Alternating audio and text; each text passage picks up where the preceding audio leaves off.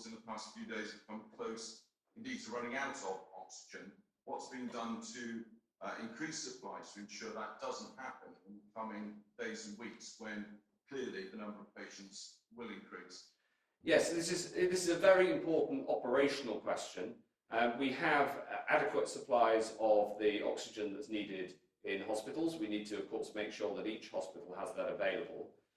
We have had an equipment failure, as I think you referenced, and we therefore had to divert some ambulances. But this is the normal operation of the NHS when there are things like equipment failures. Of course, interest in it is heightened because of the nature of coronavirus. But the quantity of oxygen and supply of oxygen is something that we've been working very hard on, and we have a very high degree of confidence in the supply of oxygen. Is there anything else? So I was just going to add actually some comments that I think Professor Steve Powis made a few days ago, which is actually to signal that this is a positive sign in most cases. If you have a whole system where it's unusual in the UK where we have a national health service, it means that we have a system of flagging where there are potential risks or problems before they actually become a significant problem. It is a strength of our system that we have these flags going off at regular intervals. And I think his comment back to the questions at the time was, this is a positive thing, we flag them, we deal with them as they arise. But to reinforce what the Secretary of State has said is there is no insufficiency of oxygen. And I think the public should not be concerned that if they become ill and need a hospital admission, that care is available to them. Great. Charlotte Ivers from Talk Radio. Thank you, Mr. Hancock. You changed and updated the rules on PPE a few days ago, and I was speaking to a doctor who said before these changes he was moving between treating COVID patients and cancer patients who had compromised immune systems, and he was terrified that he would be deadly to them because he didn't feel it was adequate. So can I ask you, firstly, was he correct to be scared? And if he wasn't correct to be scared, why has something had to change? Well, we've upgraded the guidance. So now, in all instances, it's at or above the levels of protective equipment recommended by the World Health Organization. But we've also upgraded it following more being known about the virus. As we've learned about the science of coronavirus over the last few months, so we will keep upgrading and improving guidance as we learn more about it.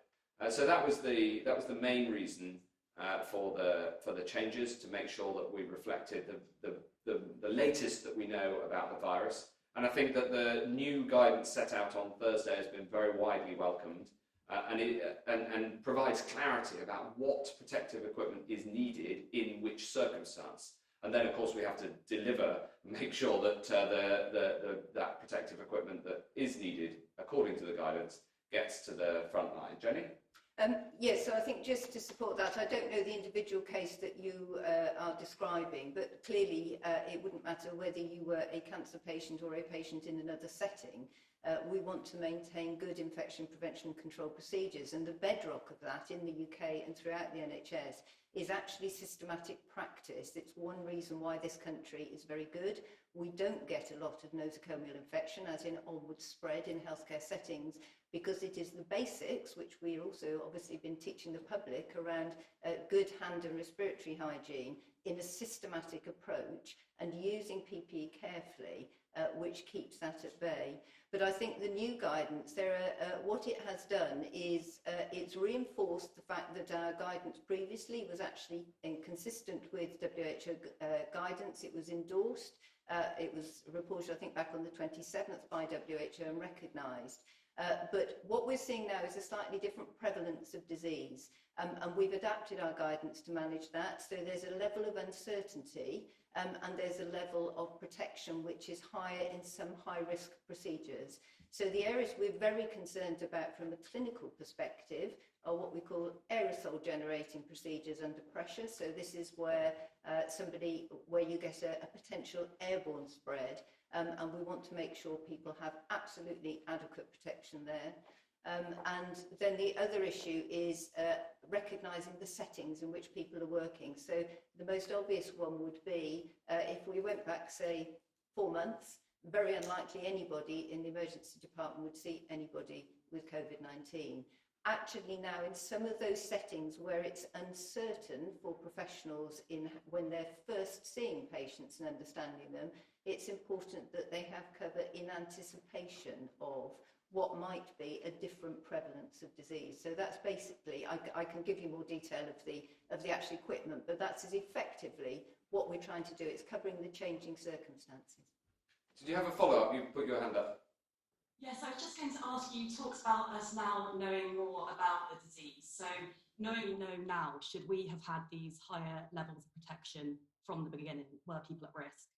Well, the thing is that you can only make decisions based on the information that you have at the time, and we're constantly looking for new information about this disease so that we can improve the guidance that we have and the response that we have to it. So it's the question that we have in government, and that I ask myself every day is: are we doing the right thing now, and what can we change to improve our response for the future? And so you can have a debate about the past, but you have to take decisions on the information that's available at the time. And I think the previous guidance was the best guidance possible on the information that was available at the time, and then we've upgraded it. Yeah, so I think to support that, it's not so much, we are obviously learning all the time about the disease, but the basic guidance was entirely appropriate, and as I say, endorsed by WHO, despite, I think, some media reporting about differences. But the important thing is we are now operating in a slightly different environment, so it's the uncertainty that some clinicians, not all clinicians, find themselves in, that we have reviewed where that is to ensure that they feel safer in those environments.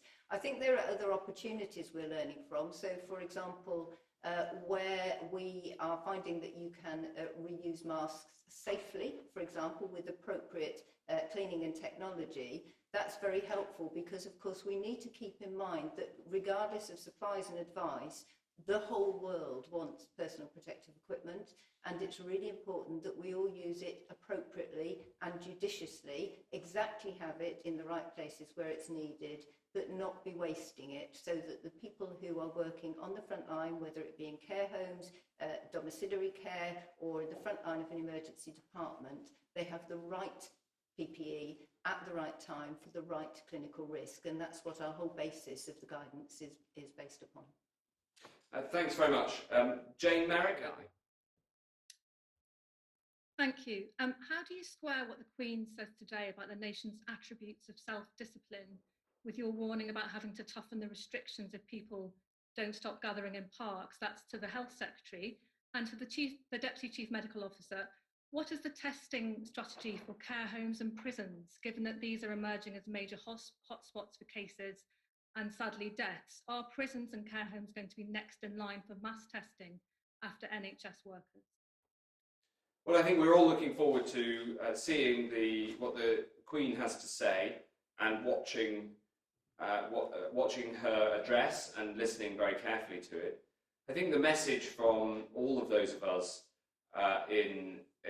across the board is very clear, which is that we need perseverance in the face of some great challenges, and that also means the perseverance in following the rules. And I couldn't be clearer about my emphatic requirement of people, which is backed up by law, to follow the rules that we've set out and to make sure that people stay at home. That is the number one thing that you can do, and we've set out those 4 exemptions, and people should stay at home unless they're going out for one of those 4 reasons, and those 4 reasons alone. Jen. Thank you. So absolutely, you've highlighted 2 very critical domains, if you like, for public health surveillance and intervention. That's been recognised right from the start of this incident, and in fact, it's recognised before COVID-19. We always keep a close eye on care homes and prisons. because the setting in which people live is potentially problematic. So for care homes, clearly, you tend to have a collection, in the nicest possible use of the word, of potentially elderly or more vulnerable individuals. That's one issue. And then certainly in prisons, you are intentionally, through a prison operation, holding people together. So both of those environments are very well recognised. In fact, Public Health England hosts the WHO Collaborating Centre for Healthy Prisons, so we have a lot of experience and actually advise other parts of the world. And I know that the key consultants there have been working with Ministry of Justice and with the Prime Minister on establishing and looking at how those environments should be treated. You asked specifically about testing, and testing in both prisons and care homes has always been on the priority list. So once we moved from containment to delay, if you remember, the categories of testing that we have are clinical care of patients in hospitals as an absolute category, because that's how we manage the safety and the benefit of that health intervention. But what we then do is test in care homes and prisons. What we do though, is we wouldn't necessarily test everybody, because you want to test where there is going to be a positive advantage to doing the testing. I'll stop in a moment. And we usually test up to about 5 people to establish, it can vary depending on the setting, but to be sure that we have established what the issue is. It's usually quite possible in a setting like that to understand then, on a clinical basis, whether there is a case. It may not be laboratory confirmed, but it would be a presumed clinical case. Thanks very much. Jim at the FT. Oh, sorry, you wanted to come back, Jane, sorry. Come back on the question on testing, that you said that they are next in line, but when will that testing take place, given that there are probably lots of people who are very concerned about their relatives in care homes, and also the people who work in care homes and people who work in prison? Yeah, sorry, I perhaps didn't explain myself clearly enough. So for any care home outbreaks, whether it relates to a worker or an individual resident or a prisoner or somebody supporting him or her, those tests happen now. They are in the prioritised list already. So the groups of people who are routinely tested and have been ever since we have started responding to this incident include potential outbreaks in care homes and prisons. That's been going on right from the start. In terms of other workers, though, as we go forward for NHS workers and frontline care workers and responders, clearly those are in the priority group, because we recognise that those workers, we need to think of the care sector almost like the other arm. We talk a lot about the acute hospital sector, but we often forget that it's the care sector who are operating in the community, community nurses and domiciliary care workers, who are equally important in our drive to manage this incident. So they will come within prioritised key workers. Does that answer the question, Jane? I think it was just to get clarity on when that testing would take place for those workers. Yeah. There's no specific timing.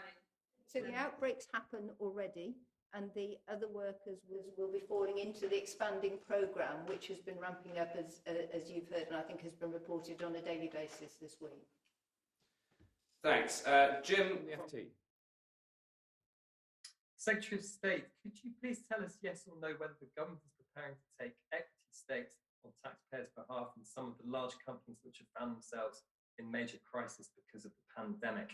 And if so, do you think that Richard Branson's Virgin Atlantic is a worthy recipient of that kind of assistance, given that in 2017, Virgin Care sued your beloved NHS after losing a contract, and given that Sir Richard lives as a tax exile on Necker Island? And a question for Jenny Harries. I know you might say it's too early to speculate about how the lockdown might end. But Neil Ferguson seemed to suggest this morning that there could be a kind of staggered way of doing it in terms of different age groups and different regions coming out of the lockdown before others. Is that possible? Well, I'm going to not answer the first question, and then Jenny can answer the second one. My response to the first question is this is an area in which Rishi Sunak has been doing unbelievable work.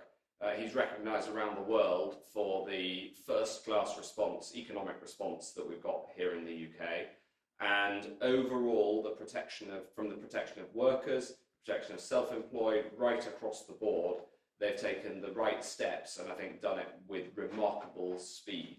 Of course, there's enormous consequences, economic consequences, for businesses of all sectors of the decisions that we've had to take.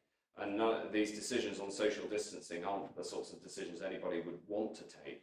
But I think the way that the Prime Minister and Chancellor have responded on the economic front has been absolutely first rate, and I'll leave it to them to answer questions about the details of what might happen, might or might not happen, which they're best placed to do rather than me. Jenny, on the second point? Yes. So I think the brief answer is all things are possible. And it's important because right from the start we've driven the response from science, and we have modelled, and Neil clearly has been one of the key contributors to that modelling group and in us understanding what interventions we need to put in at what time. And I know there's a huge amount of work ongoing at the moment looking at both the individual packets of intervention that have gone in, so we staggered them in. Some of them had significantly more impact on the way in, and those are the ones that we put in at the time to give the maximum benefit. But clearly, what we don't yet know, and I think this is critical, and I didn't hear Neil's interview this morning, I apologise, but what we don't yet know is how the disease on a whole population basis has affected our immunity, how many of us have had it and how many haven't. And that is important if we can find that information, because it will give us an understanding then, as he has obviously described, by region, for example. So London has had a lot of cases here.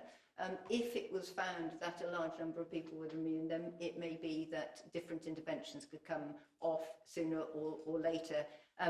Equally, if we find that there are areas where there have been less cases prevalent, then we need to be very mindful what would happen if the social interaction levels increased in those particular areas, and what the impact might be. As you will have heard many people say before, the very last thing we want to do is have put in all of this effort with everybody trying to do the right thing, almost everybody across the country, and then find we lift the lid too early and we have a second spike. It will waste the effort that we've put in, and we still need to get over that very first hump, really, of the epidemic curve, and then look at detail. But I can assure you there is a huge amount of work involved in that, and Neil clearly is contributing to it. Thanks, Jim. The next question from Harriet at the PA. Hi. Hi. To the Health Secretary first, many people who have spent the last couple of days and socially distancing themselves will be wondering if it's safe for them to see family if they've also been following the guidance over the weekend. Are they safe to do that? And if not, can you explain that why not, given that surely the chances of them having coronavirus are now very, very small? And to Dr. Harries, we know that the testing isn't showing a true picture of the current spread of the virus. How many people do you estimate have had or currently have coronavirus in the UK? Well, thanks, Harriet. The answer to the first question is really clear, which is that this virus can spread in all sorts of different ways, both from directly respiratory and also through objects and through touching objects that others then touch. And the uncertainty over who has it, especially before they have symptoms, means that the only effective way of bending the curve down is to reduce that social contact.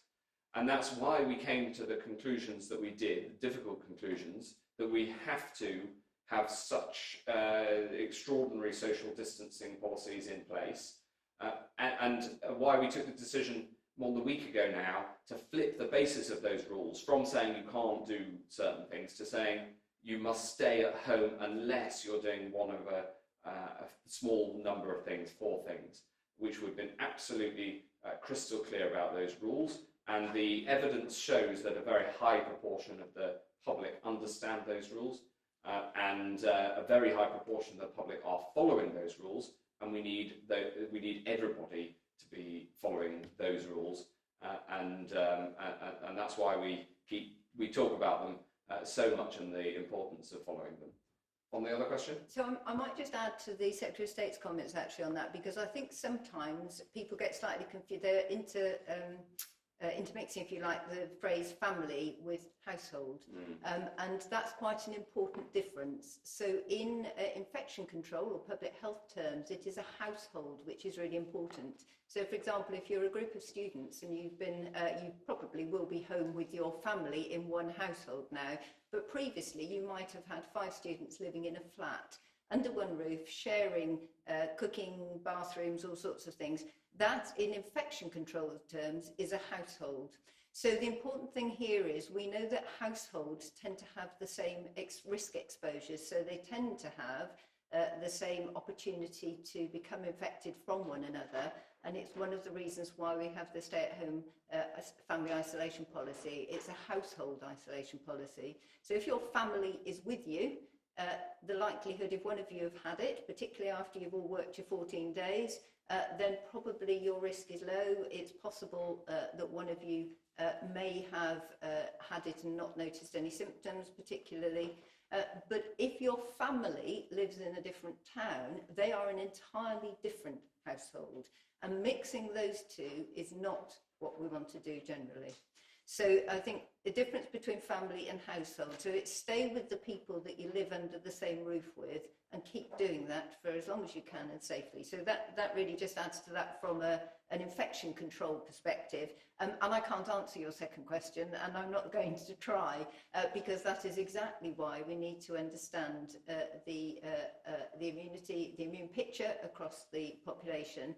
Obviously, some countries are a bit ahead of us, so somewhere like China, other countries, we learn where we can from reports that they do, and we're looking, but there is no country in the world currently which has good population-based serology testing for immunity to be able to say with confidence how many of the population have had the disease and which layers, which ages, which sexes, or which people with different characteristics. We just need to understand that in the future. So I won't hesitate to guess at this point. Does that answer your question, Harriet, or at least explain why we're not able to answer it? Yeah, just to clarify, so people who have only been going to the shops or only going out for exercise are still at risk of having coronavirus, having picked it up in those sorts of things you're saying, and therefore aren't safe to travel even by car to go and see family or friends. That's right, and I have a particular interest in this, having had coronavirus and having come through it.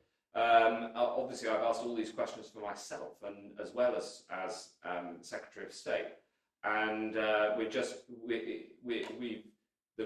rules are there for a reason. Even for those of us who've had it, where the science predicts it's likely that our immunity is higher and our ability to transmit the virus is lower, we are not yet confident enough in how much higher the immunity is and how much lower the likelihood of those of us who've had the disease transmitting it is, to be able to change the rules. So there is clarity on the social distancing rules for people, whether they've had coronavirus or not, and the rules are the same for everyone and will be until the science can give us confidence that we can say something different to those who have been through it. Final question, Paris from the Scotsman. Thank you, Secretary of State. In the past few hours, we've learned that the Chief Medical Officer of Scotland, Dr. Catherine Calderwood, for the past 2 weekends has driven over 40 miles to a holiday home, taking with her on one occasion her entire family and on the other occasion her husband. How damaging is that to your efforts to convince the public to stay home and save lives? If Dr. Calderwood worked for you, Mr. Hancock, would you have asked her for her resignation? And can I ask Dr. Harries, is she still an effective spokesperson for the public information campaign? And do you have a second home that you visited since movement restrictions came into place? Well, thanks very much, Paris. This is a matter for the Scottish Government, and they, I know, are addressing the questions that have been asked in Scotland. These rules are there for everyone. We couldn't be clearer that the social distancing rules are there for everyone to follow. I understand that the Scottish CMO has apologised, and as far as I see it, that is a matter for the Scottish government to address. Thanks very much, everybody. That is it for today, and I hope that you, like me, will tune in to see the address from Her Majesty at 8 o'clock this evening. And thank you all very much indeed.